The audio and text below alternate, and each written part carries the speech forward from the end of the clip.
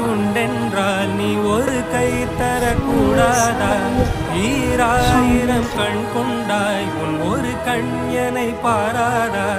உன்னில் சரணடைந்தேன் இனி நீ கதியே.